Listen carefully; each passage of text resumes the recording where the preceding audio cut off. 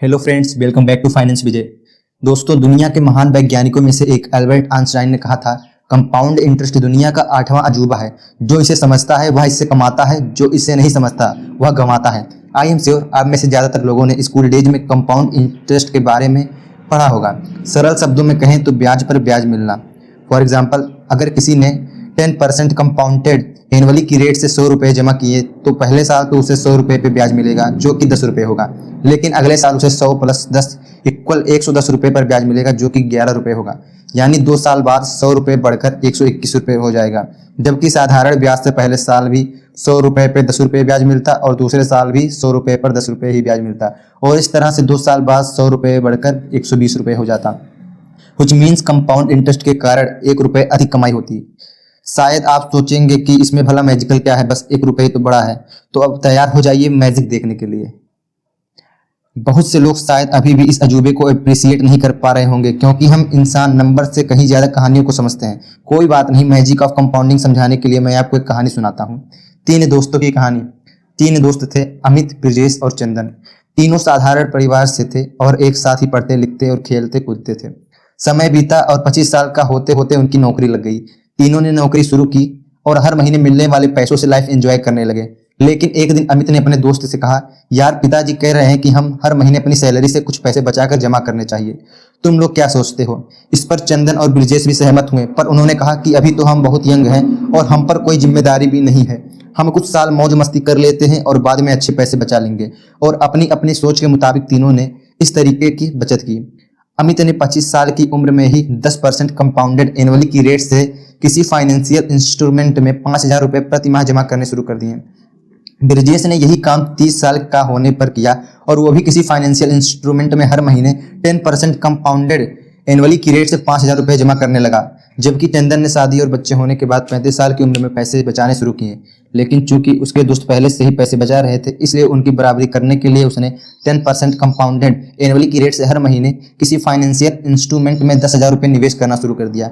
अब अंदाजा लगाइए कि जब 60 वर्ष की उम्र में वे रिटायर होंगे तो सिर्फ इस एक इन्वेस्टमेंट की वजह से किसके पास कितने पैसे होंगे? जवाब है, अमित के पास 1 करोड़ 70 लाख रुपए अप्रॉक्स होंगे।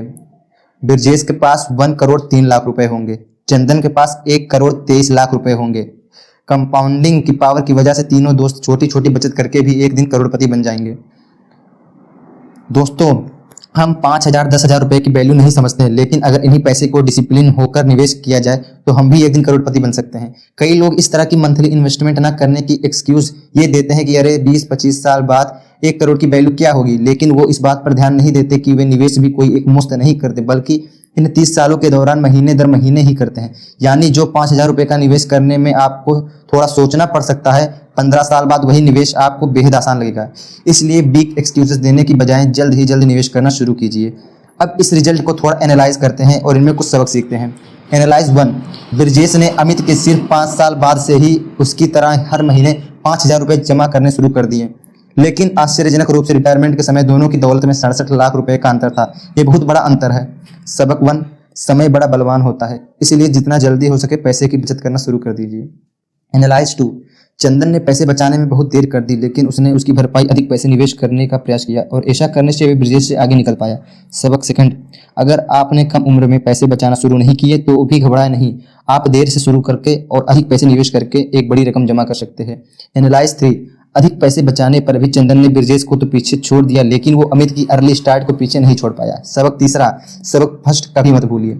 लेकिन बात यहाँ ये आती है कि 10% या उससे अधिक रिटर्न मिलेगा कहाँ? फ्रेंड, मैंने इन एग्जाम्पल में 10% इंटरेस्ट रेट की बात की है। अब कन्वेंशनल फाइनेंशियल इंस्ट्रूमेंट जैसे कि बैंक एफडी में मिलना संभव नहीं है, लेकिन एक जगह है जहां आपको इतना या इससे भी अधिक रिटर्न मिल सकता है, और वह जगह है म्यूचुअल फंड। म्यूचुअल फंड एक इन्वेस्टमेंट व्हीकल होता है जो कई निवेशकों से इकट्ठा किए गए पैसे को मिलाकर बना होता है। इसका उद्देश्य इन पैसों के शेयरों, बांडों, मुद्रा बाजार के साधनों और अन्य एसेट में निवेश करने का होता है। सही म्यूचुअल फंड स्कीम में इन्वेस्ट करना आपको बहुत अच्छे रिटर्न दे सकता है। अगर आप म्यूचुअल फंड में इन्वेस्ट करना चाहते हैं तो आपके पास एक डीमैट अकाउंट होना जरूरी है।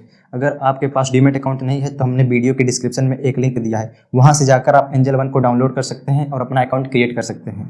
और हाँ, अगर अभी तक आपने हमारे चैनल को सब्सक्राइब नहीं किया है तो कृपया कर दें और बेल आइकन को प्रेस करना ना भूलें। आगे ऐसे ही इंपॉर्टेंट वीडियो आपको मिलती रहेंगी। और हाँ, अगर आपने हमारे वीडियो को अभी तक लाइक नहीं किया है तो कृपया कर दें, क्योंकि आपके एक लाइक से हमारा मोटिवेशन बना रहता है।